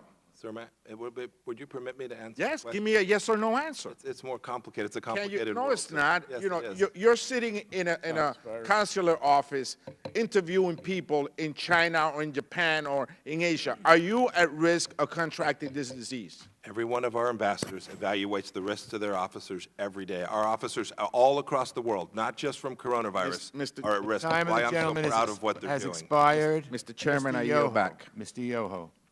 Thank you, Mr. Chairman. Mr. Secretary, thank you for being here. I'll answer that last question. Yes, everybody's at risk of it. Yes, everyone. Mr. Secretary, you said in the beginning the Trump administration will neither tolerate or appease the Iranian terrorist regime. Yet the president has said he would be open to talking to him. And I think that's great. And we're thankful for that, but that should be the policy of America beyond this administration and hopefully for the next administrations, that we will not tolerate this kind of activity against our country. So I appreciate them standing strong. My colleagues have, I was just going to point out one of them, but many of them have laid out claims that there is no strategy, pulling out of the JCPOA, eliminating Soleimani, sanctions on Iran, you know, the other things, no response to coronavirus. But a lot of the things we did do, pulling out of the JCPOA, the sanctions, those are the strategies, and I think you'll see the response down the road. As far as the coronavirus, my colleagues on the other side said this administration's done nothing. We've had 2 hearings in this committee, on the subcommittee, Chairman Barra and myself, and we've had the administration here. In fact, we had 2 epidemiologists that showed up. We've had 2 hearings on coronavirus with epidemiologists, State Department employees, Dr. Redfield from the CDC, and we have offered help to Iran and to China, and they have not taken it. To date, you know, everybody's worried about coronavirus. You know, the last thing we need to do is dramatize it that everybody's going to get coronavirus. We did that with Zika, we did that with Ebola, and we were blessed because of the system we have in this country. To date, there are 57 cases confirmed of coronavirus of Americans. 40 of them were on a cruise ship. I won't mention the name. 3 were from Wuhan, 12 are travel related, and 2 are person to person. So I think in a country of 330 some million people, that's pretty darn good. And so I applaud the administration. We talked to Dr. Redfield yesterday. He says they are staged, they are ready to go. We talked to Patrick Kennedy that received the cruise ship in Cambodia. The State Department was there. They had 6 staging areas. They worked with Hun Sen and the Cambodian government, which I appreciate, and they got those people home safely. I do have some questions that are pertinent to this hearing. With Soleimani being eliminated, can you report in this setting, have you seen a weakening in Iran's Quds force or their proxies in Syria, Lebanon, or Yemen, and anywhere else? I'd prefer to answer that by saying that the cumulative effect of the actions that we have taken since this administration come into office have reduced the capacity for the Islamic Republic of Iran to inflict terror around the world. There's no doubt about that. No doubt about that, and I feel like that. Do you have a sense on the replacement, Mr. Ghani? In this setting, I'll simply say that Qasem Soleimani was a unique leader in that the broader institution and array of the Islamic Republic of Iran. He was a loud voice. He was a voice that had lots of people who were willing to listen to him, and there is not a leader that is likely to be able to replace him completely, adequately, and fully. And I think that is justification enough. If we look at our servicemen and women that were either killed or were wounded in Iraq and Afghanistan, we know 70% of those came from IEDs. 90% of those came from Iran. Who is in charge of those? Those were Quds Force operations that was led by Qasem Soleimani. Right, and then we can go back to when Bill Clinton and President Obama, or prior to President Obama, Bill Clinton had the opportunity to remove Osama bin Laden. He had 10 to 12 different times he had the opportunity to apprehend him or eliminate him. He chose not to. The question is, would 9/11 happen had we done that? I don't want to speculate. We can't speculate. Yeah. But we can probably look into the future. Had Soleimani stayed, there would have been more deaths attributed to Iran and the IEDs, and so I commend this administration for doing what they did. And, sir, you've got a tough job. We need to focus on what's going on in the world. It's not just Iran. We've got China, we've got North Korea, we've got what's going on in Venezuela, we've got the economies, you know, being adjusted all over the world. And so we can't just focus on one area. We've got to look at the whole picture, and I would think Congress would come together to focus on that, and I yield back. Thank you. Thank you. The gentleman's time has expired. Mr. Malinowski. Thank you. Mr. Secretary, you and I had what I thought was a very constructive conversation at the Munich conference about the importance of defending State Department personnel, and I appreciated some of the things that you said to us about that. But since we got home, we've heard the following statement from a White House deputy spokesperson. He said, "Too often we have people in this government, I mean the federal government is massive with millions of people, and there are a lot of people out there taking action against this president, and when we find them, we will take appropriate action."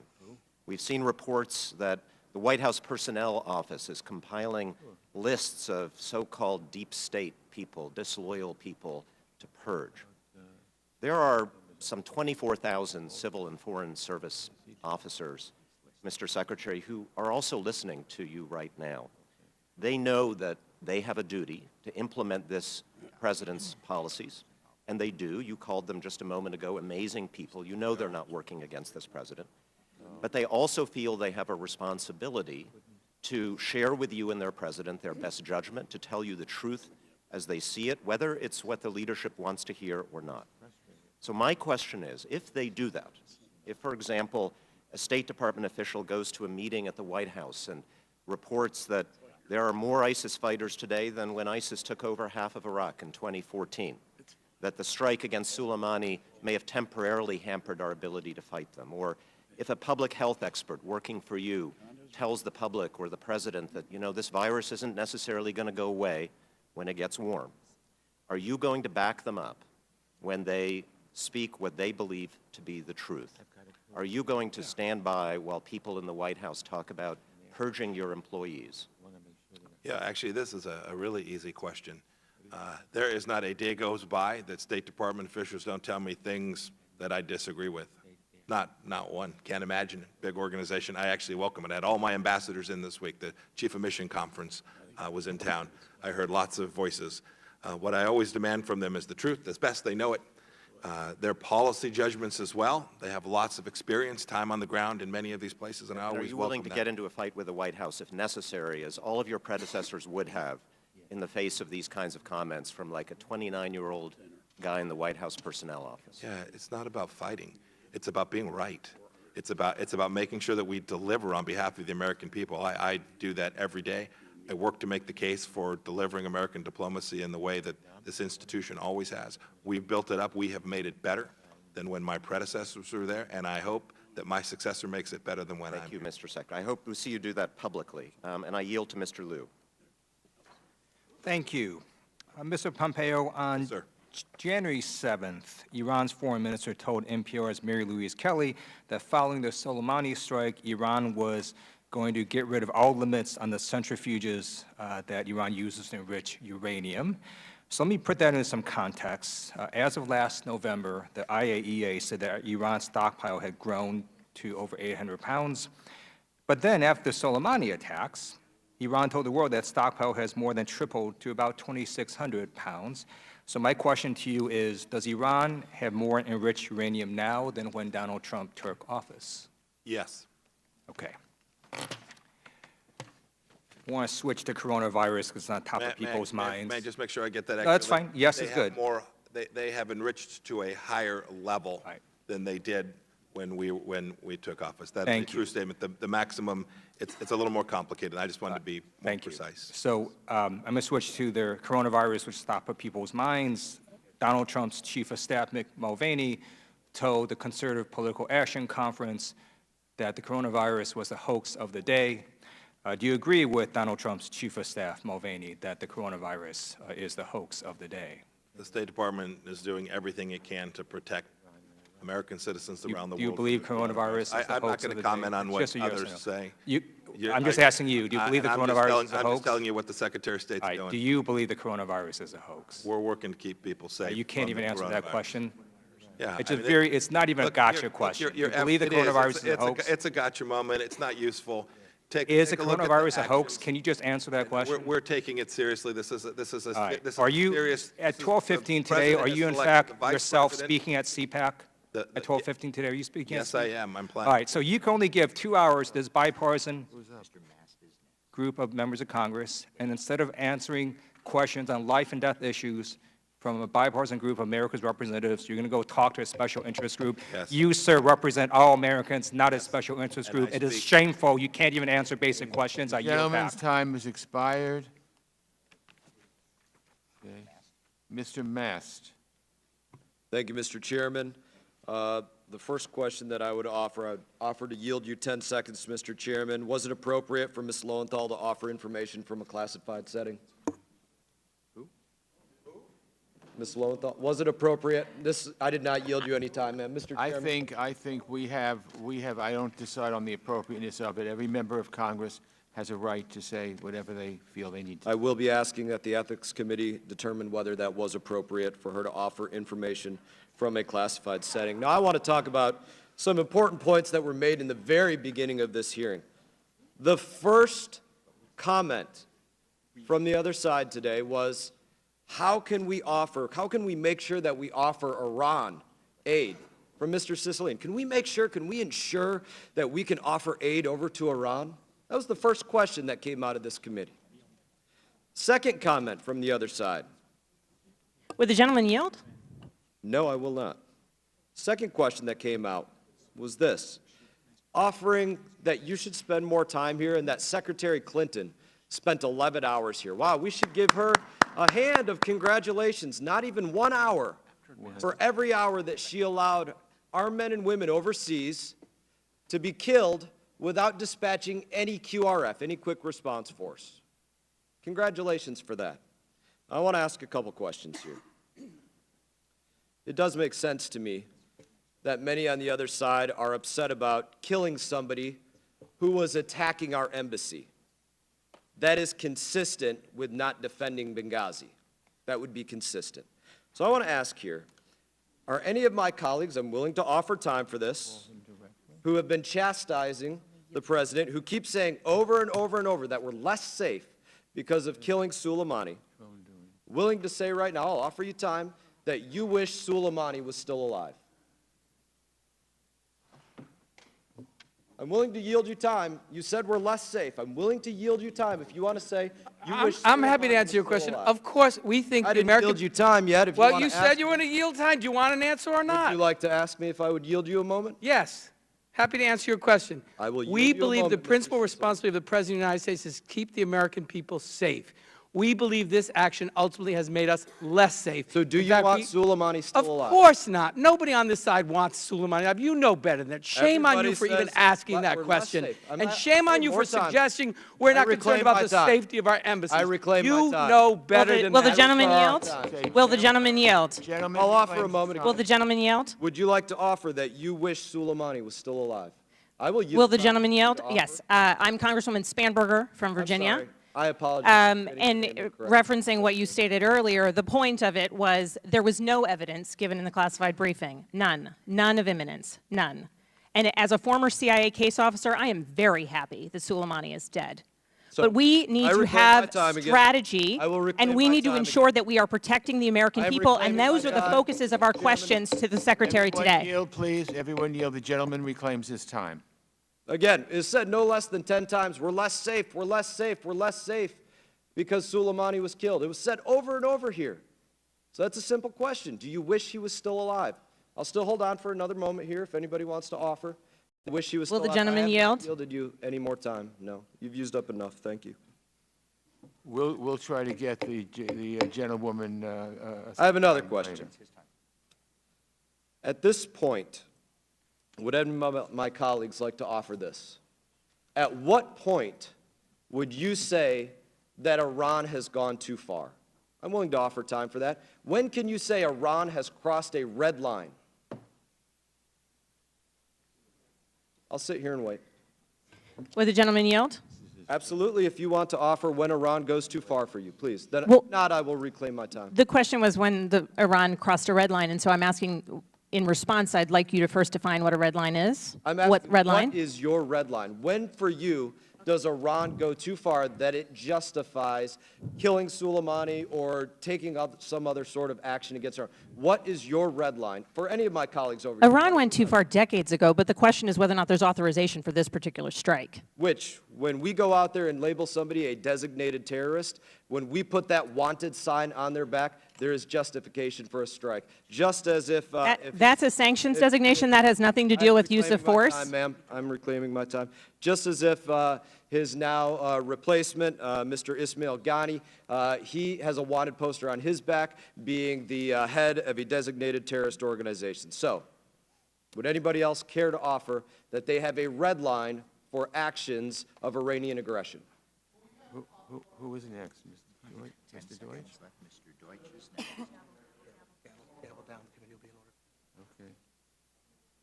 In my last couple seconds, I will offer this.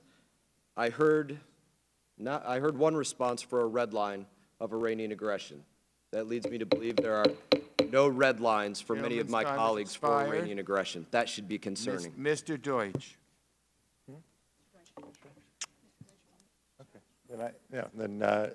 No, I'll pass, Mr. Chairman. What do you want? Mr. Trone. Thank you, Mr. Chairman. 11 hours of testimony by Secretary Clinton on Benghazi. 2 hours, by Secretary Pompeo on Iran. I think he was Arrogance. Arrogance. Mr. Pompeo, I think the way the administration has handled Iran policy in recent months explains why so many of us are concerned about the response to coronavirus. If the administration isn't going to tell the truth about the alleged imminent threat to our people in our embassies, why should the American people have the confidence in the statements about the threat this disease poses? If the administration hides the fact that the number of service members who are injured in an attack, how can we know the numbers about diagnosis and quarantines are accurate? When the administration fires or sidelines people like Ambassador Yovanovitch, Lieutenant Colonel Vindeman, D.N.I. McGuire, or this week the HHS sec whistleblower who's being targeted just because they told the truth. Should we believe what you tell us about another looming crisis? The American people are scared, sir. My constituents are scared.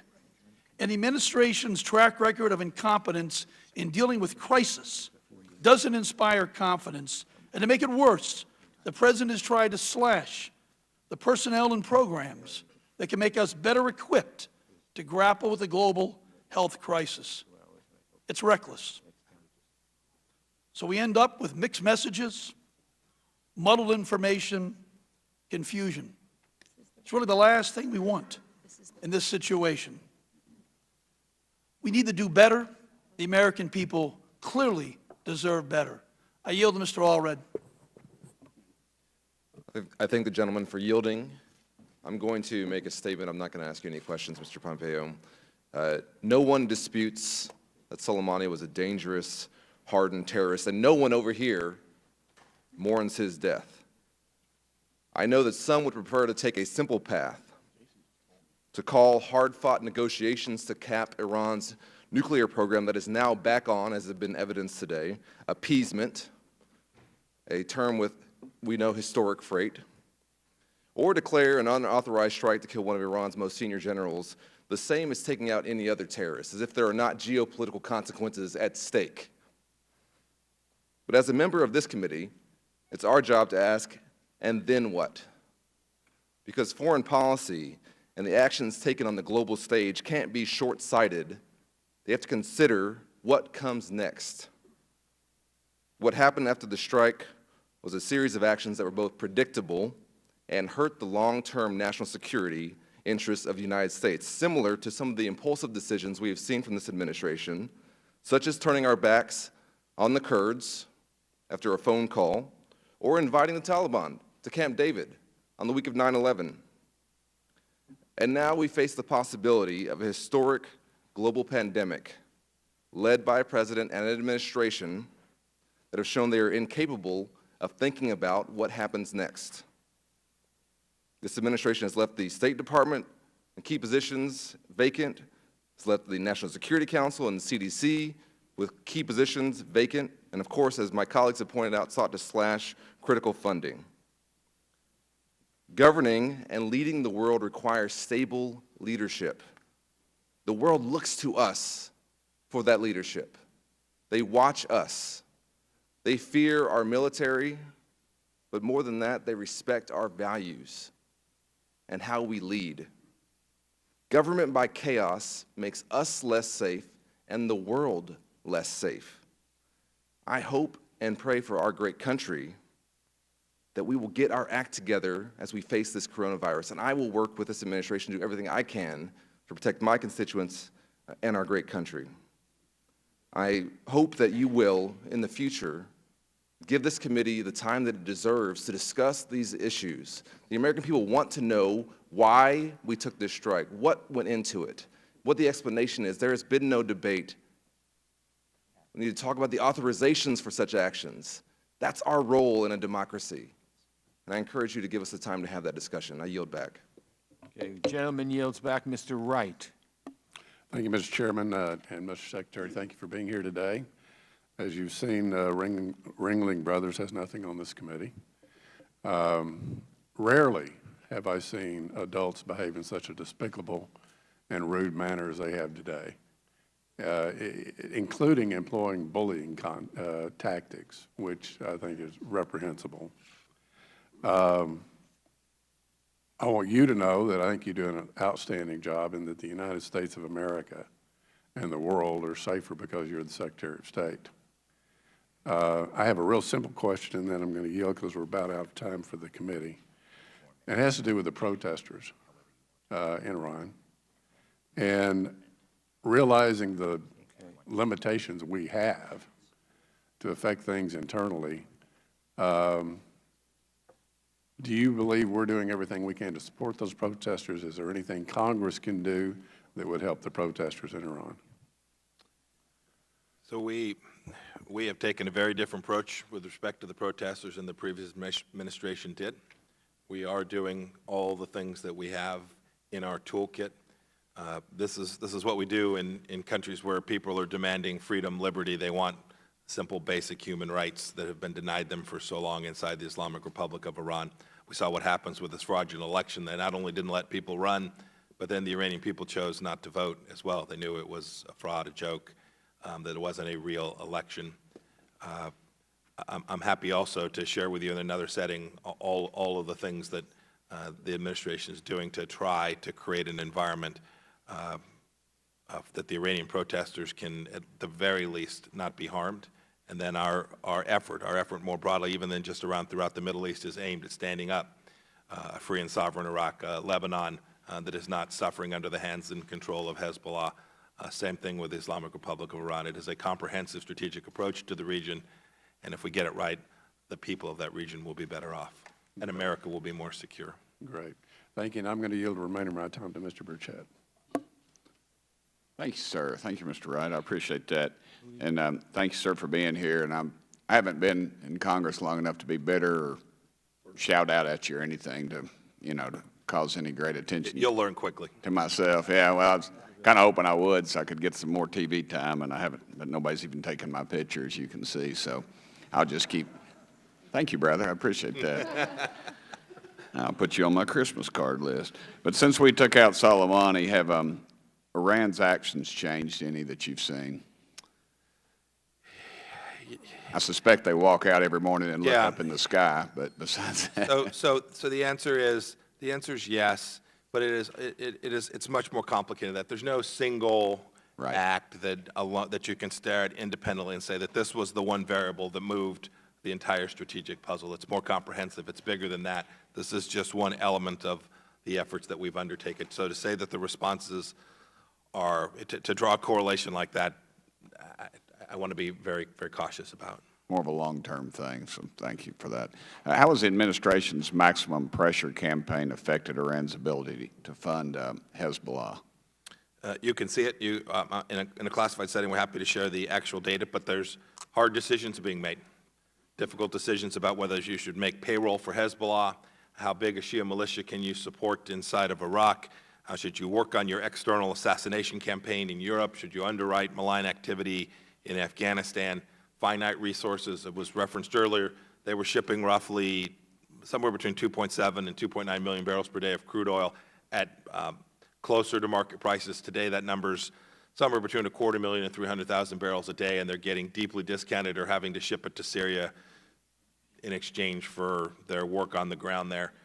This has put enormous constraints on the regime and its ability to foment terror around the world, and America is safer, Israel is safer as well. Thank you. What can be done to mend the rift between the Gulf countries to make the GCC an effective local deterrent against Iran? We are encouraging all the Gulf states to join us in this effort. They all see the threat to a nation, see the threat from the Islamic Republic of Iran.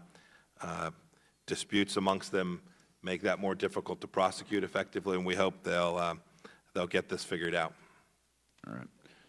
Thank you, Mr. Chairman. I yield back the remainder of my time. Thank you. Gentleman yields back. We were just about run out of time. Let me say two things. First of all, Mr. Secretary, we hope you'll come back soon. We hope you'll give us more time when you come back. I think you can sense the frustration on this side of the aisle that we only had you for 2 hours. There's a lot more time we could have done. I've been on this committee for over 30 years, and most secretaries give us 3 or 4 hours when they come, and we hope we can get back to that as well. That's the frustration on this side, that we didn't feel that we were able to get into a lot of topics that we think are necessary to discuss with the Secretary of State. But I do want to thank you for coming here and let you know that you're always welcome whenever you want to come to discuss matters with us. We're always happy to have you. Let me ask, so thank you and safe travels to wherever you're going. Before I adjourn the committee, I'd ask everyone to please keep their seats while the Secretary departs. So we can do that now. Okay. The committee stands adjourned.